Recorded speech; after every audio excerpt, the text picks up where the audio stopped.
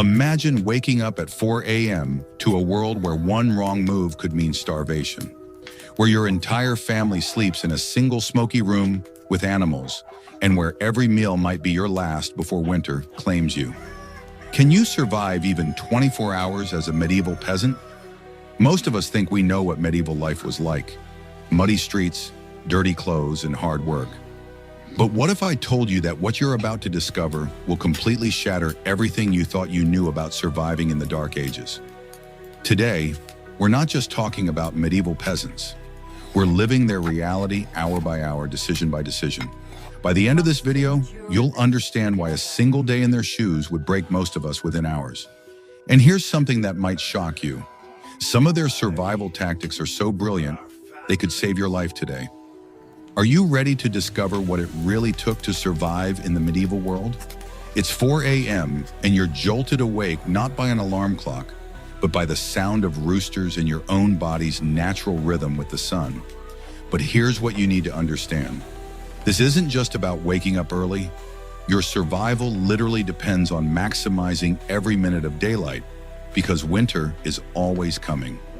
You're lying on a straw mattress that you share with your entire family. Possibly 5 to 8 people crammed into a space smaller than most modern bedrooms. The air is thick with smoke from a fire that never completely goes out, because letting it die means precious time and resources to restart it. But you can't just lie there complaining about the smoke. It's actually keeping you alive by preserving your thatch roof and keeping insects away. Now, can you imagine trying to explain this to someone today? You're sleeping with chickens, goats, and pigs right next to you, not because you're crazy, but because their body heat might be the difference between surviving winter or freezing to death.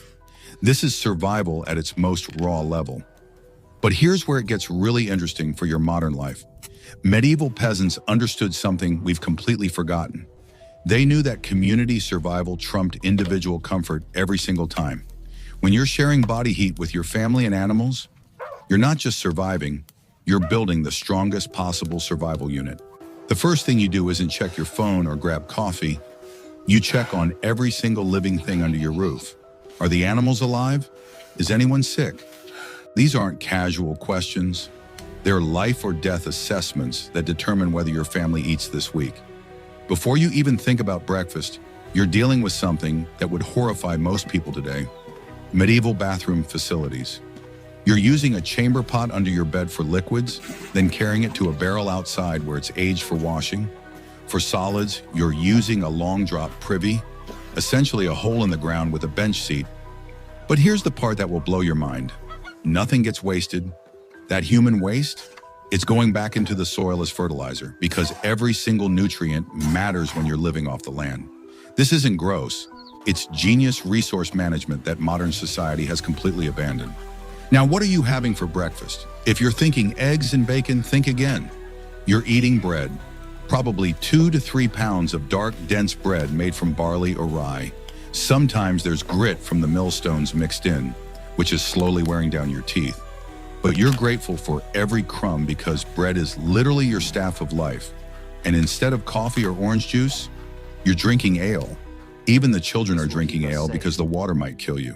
This isn't about getting drunk at breakfast. It's about staying alive. The brewing process kills the deadly bacteria that lurks in medieval water sources. Can you see how every single decision is a survival calculation? You're not choosing what tastes good. You're choosing what keeps you alive another day. And here's something that connects directly to your modern life.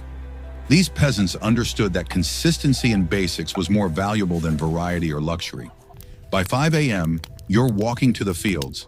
And here's what most people never realize. You're not just going to work, you're entering a life or death battle with nature. Every day you work the fields is a day you might survive the coming winter.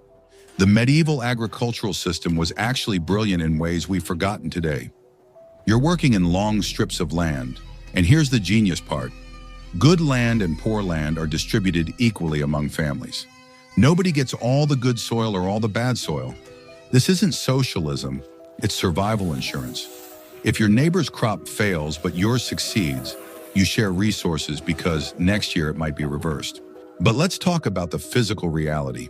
You're plowing heavy soil with oxen, and if you lose an ox, You're basically losing your car and your job at the same time. One ox can plow about an acre of heavy soil in a day, assuming everything goes perfectly. But here's what's remarkable. You and your neighbors have developed a system where you share oxen, share labor, and share the risks.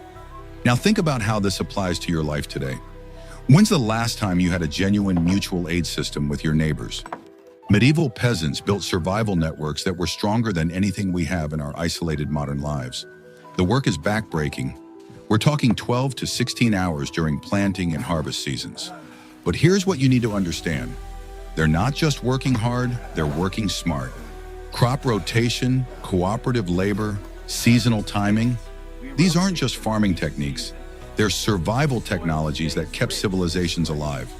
Around 9 a.m., something fascinating happens that reveals the true genius of medieval survival.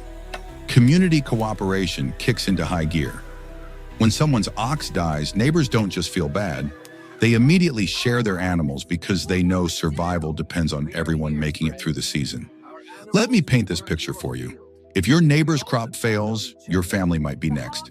So you're not just helping out of kindness, you're building the most sophisticated insurance system ever created, one based on human relationships instead of paperwork. But here's where this gets really interesting for modern people. Recent studies show that villages with stronger cooperation systems were significantly more likely to survive famines and economic disasters. Think about that. Their social network wasn't just nice to have, it was literally life insurance. Now here's something that might surprise you about medieval work schedules. Some historians estimate that peasants had around 150 days off per year due to church holidays and seasonal work patterns. But before you get jealous, remember that those days off were often spent doing essential survival tasks, repairing tools, preserving food, making clothes, gathering firewood. The difference between their downtime and ours is crucial. Their rest time was productive survival time. They're making candles, repairing thatch roofs, spinning wool, brewing ale. Every break was actually preparing for the next survival challenge. And here's where modern people could learn something powerful. They understood that rest and productivity weren't opposites. They were parts of the same survival cycle. When you're preserving food in your downtime, you're not relaxing. You're investing in future survival. By 11 a.m., it's time for the main meal of the day. And this is where we discover something that challenges everything we think we know about medieval nutrition. The largest meal was actually at midday, not evening. You're sitting down to pottage, a thick soup made from peas, beans, grains, and if you're incredibly lucky, a tiny bit of meat juice. Some days this pottage is so thick you can stand a spoon up in it. You might eat this same meal for days, adding new ingredients as you get them, creating something like the world's most primitive slow cooker meal. But here's what's absolutely brilliant about this system.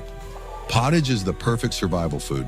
It's made from ingredients that store well, it stretches small amounts of protein into filling meals, and it provides the 2,000 to 3,000 calories these people needed for their physically demanding lives. Now here's something that will shock you. Salmon was peasant food. Yes, you heard that right. Salmon was so abundant in medieval rivers that only poor people ate it. The wealthy considered it beneath them. How's that for a perspective shift? And let's talk about bread again, because this reveals something crucial about medieval survival psychology. You're eating 2 to 3 pounds of bread every day, but it's not the soft white bread we know. This is dense, dark bread made from whatever grains survived the harvest. Sometimes it contains beans, peas, even acorns if times are really desperate. Can you imagine the mental strength it took to be grateful for bread mixed with acorns? But here's the thing. They were grateful because they understood what we've forgotten. Any food is a victory against starvation. After your midday meal, you get maybe 30 minutes to rest, and then it's back to the fields until sunset. But the afternoon work reveals something crucial about medieval survival. They were masters of multitasking out of necessity. While you're working the Lord's fields, your wife is working your family's garden plot, growing the vegetables that might keep you alive through winter. She's not just gardening. She's practicing emergency medicine by growing herbs that treat everything from headaches to stomach troubles. The women are also managing livestock, making clothes, preserving food, and raising children, all while contributing to the field work during critical times like harvest. This isn't about gender roles as we understand them today. This is about survival specialization, where everyone does whatever keeps the family alive. And here's something that connects to modern life in a powerful way. Medieval peasants understood that you can't survive alone. The individual survival fantasy that dominates modern thinking would have been laughable to them. They knew that community strength was individual strength.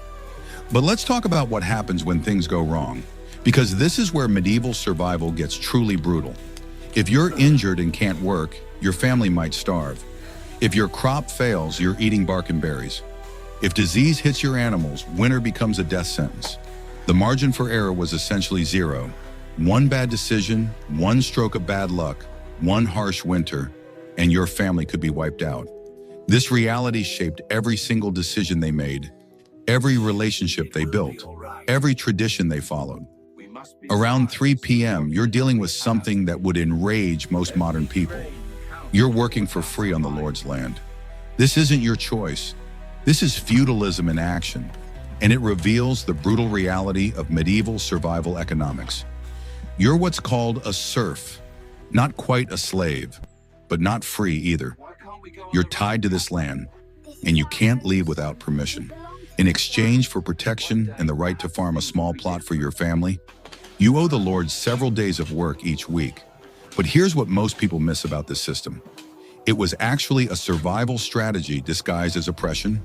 The Lord provided protection from raiders, settled disputes, and maintained the infrastructure that kept the community functioning. Without this system, isolated families would have been sitting ducks for any armed group that came along. Now, I'm not defending feudalism. It was brutal and unfair. But understanding it reveals something crucial about survival. Sometimes you have to make deals that prioritize staying alive over staying free. These peasants chose survival within an unjust system over the alternative, which was often death. And here's a question that should make you think about your own life.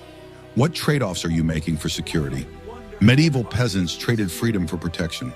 What are you trading, and are you even aware you're doing it? The taxes and obligations were crushing. You're giving up about 10% to the church, several days of labor to the Lord, and various fees for using the mill, the oven, even getting married. But somehow, many of these communities not only survived, but maintained traditions, relationships, and even moments of joy that modern people might envy. As the sun sets around 6 p.m., you're facing one of the most dangerous times of the medieval day, the hours of darkness. You have no electric lights, no street lights, no flashlights. Your entire evening is lit by rushes dipped in animal fat that give off about as much light as a birthday candle. Your house is essentially one room where your entire family sleeps, eats, and lives. The floor is covered with rushes that stay there for months, collecting food scraps, dirt, and God knows what else. When they get too gross, you just add another layer on top. Archaeological digs have found medieval house floors with 6 inches of these layered rushes, each layer telling its own story about what the family ate and how they lived. But here's what's fascinating. Recent experiments show that a typical medieval house at night had about 1/100th the light level of a modern home. Can you imagine living your entire evening routine in near darkness? Yet they not only survived, they used these dark hours productively, making tools, repairing clothes, telling stories that preserve their culture. The fire in the center of your home never completely goes out, because restarting it means precious time and resources. But this fire is both blessing and curse. It provides heat and light, but fills your home with smoke because most peasant houses don't have proper chimneys. You're essentially living in a smoky cave, but it's a smoky cave that keeps you alive. And here's something that reveals the brutal mathematics of medieval survival. Keeping that fire going means someone in your family spent part of every day gathering firewood. This isn't optional. No fire means no heat, no light, no way to cook food, and possibly death from hypothermia.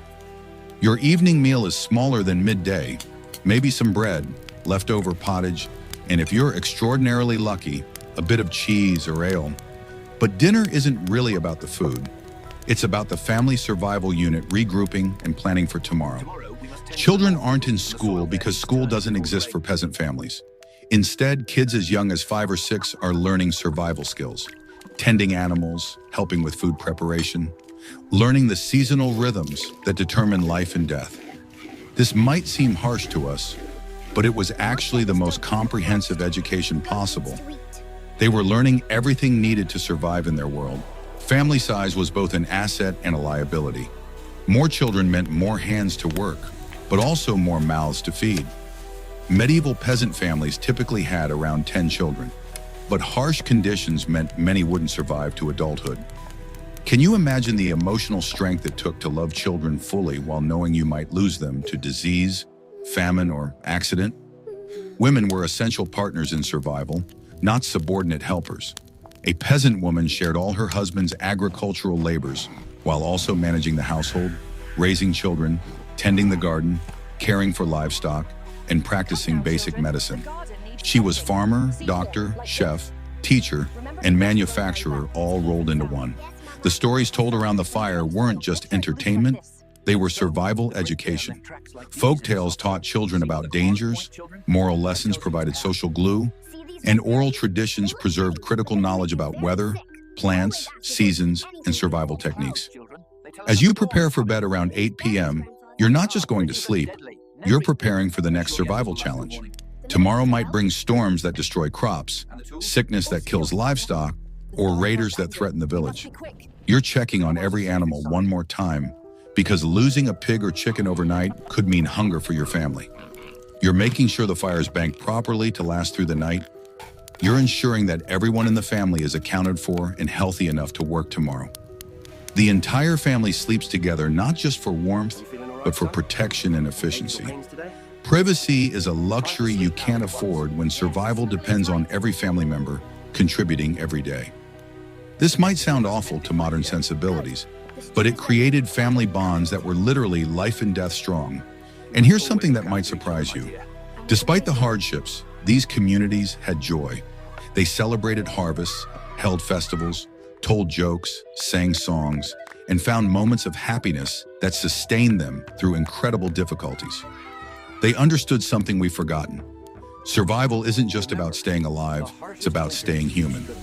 Before sleep, you're mentally preparing for tomorrow's challenges. What needs to be done? What could go wrong? How will you adapt if conditions change? This constant mental preparation wasn't anxiety, it was survival intelligence. Now that you've lived a full day as a medieval peasant, let's talk about what this really means for your life today. These people survived some of the harshest conditions in human history, not through technology or wealth, but through strategies that you could implement right now. First, they understood that individual survival was impossible. Their mutual aid networks were stronger than any insurance policy you could buy today. When's the last time you could count on your neighbors to share resources in a crisis? Medieval peasants built these relationships every single day because their lives depended on it. Second, they mastered the art of productive rest. Their downtime wasn't wasted on entertainment. It was spent preparing for future challenges. While you're binge-watching Netflix, they would have been preserving food, making tools, or maintaining equipment. Not because they were workaholics, but because they understood that preparation time was survival time. Third, they had an absolutely ruthless focus on what actually mattered. They couldn't afford to waste time, energy, or resources on things that didn't contribute to survival. Every decision was filtered through one question: does this help my family survive? How much mental energy do you waste on things that don't actually matter to your long-term well-being? Fourth, they understood resource cycles in ways we've completely forgotten. Nothing was wasted.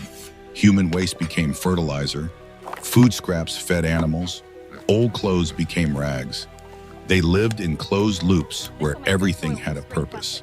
Compare that to our throwaway culture where we waste enough food to feed entire countries. But here's the most important lesson. They survived not despite their limitations, but because of how they responded to those limitations. They couldn't change their circumstances, but they became masters at adapting to them. Think about your own life. What challenges are you facing that seem impossible? Medieval peasants faced challenges that make your worst day look like a vacation, yet they found ways not just to survive, but to build communities, raise families, and pass on knowledge that kept civilization alive.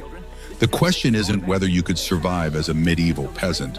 The question is what you can learn from their survival strategies to thrive in your modern challenges. Because while our problems are different, the fundamental principles of survival, community, preparation, adaptation, and mental resilience remain exactly the same. Are you building mutual aid networks? Are you using your downtime productively? Are you focusing on what actually matters? Are you learning to see challenges as opportunities to develop strength rather than reasons to give up? Medieval peasants didn't just survive the Dark Ages. They laid the foundation for everything that came after. Their survival strategies built the communities that became cities, the agricultural techniques that fed civilizations, and the social bonds that held society together through centuries of change. The next time you face a challenge that seems impossible, remember the medieval peasant who woke up at 4 a.m.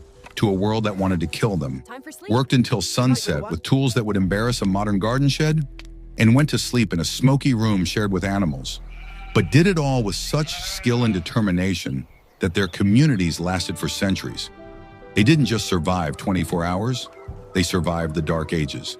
And their strategies can help you survive and thrive in whatever challenges you're facing today. If this changed how you think about survival and resilience, imagine what other secrets from the Dark Ages could transform your modern life. Hit that subscribe button and ring the bell. Because next week we're diving into medieval medicine and discovering why some of their primitive healing methods actually work better than modern treatments. Trust me, you won't want to miss it.